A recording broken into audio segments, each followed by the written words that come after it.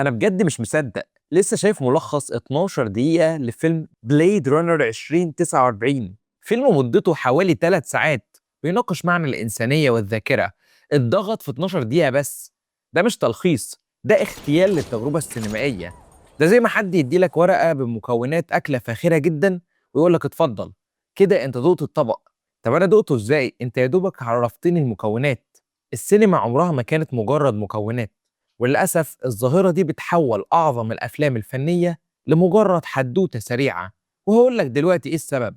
أنا فاهم إن كلنا مشغولين، وفكرة إنك تلم فيلم في 10 دقايق شكلها مغري. بتدخل اليوتيوب وفي أقل من ربع ساعة بتكون عرفت القصة. بس رأيك ده مبني على إيه؟ هل على التجربة اللي المخرج وفريق العمل قضوا سنين علشان يخلقوها؟ ولا على سرد سريع من شخص تاني؟ السينما بتتحول من تجربة بنعيشها لمنتج بنستهلكه، زي السندوتش اللي على الواقف. بقينا بنتعامل مع الافلام كانها قائمه مهام.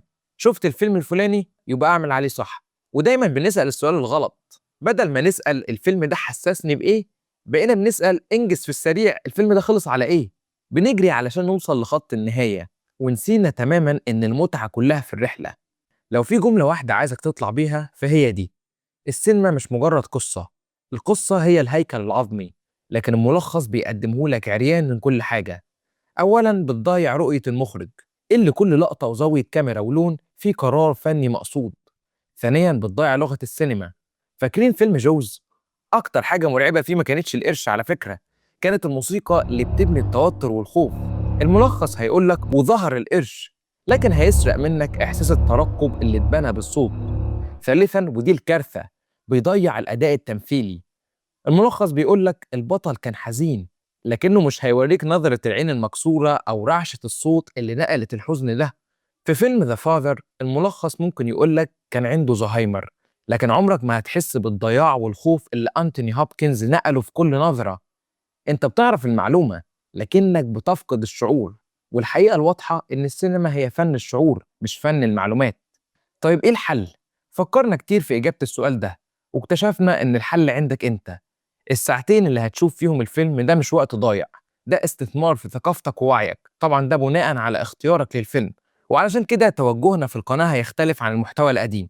قناتنا هتكون ميكس ما بين مراجعة الفيلم وما بين مناقشة أفكاره مع حرية حرق الأحداث، بحيث إنك لو ما شفتش الفيلم تتحمس تشوفه بعد الفيديو، ولو شفته قبل كده تحس إنك محتاج تشوفه تاني بطريقة مختلفة المرة دي.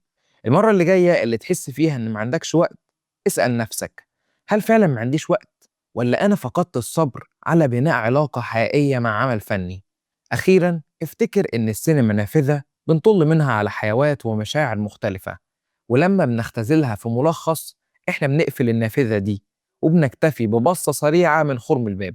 صحيح محتوى القناة الأساسي كان ملخصات للأفلام، لكن أنا بصراحة اكتفيت من المحتوى ده نهائياً. علشان كده التحدي بسيط: في التعليقات اكتب اسم فيلم واحد يستحيل تلخيصه، فيلم لو اختصرته يبقى انت كده دمرته. وخلونا نشوف ايه الافلام اللي بتعتبروها تحف فنية. وهنا في القناة ده وعد ليكم: فريق العمل الجديد مش هيحكي قصص، لكن هنخليك تعيش الفيلم بمنظور مختلف.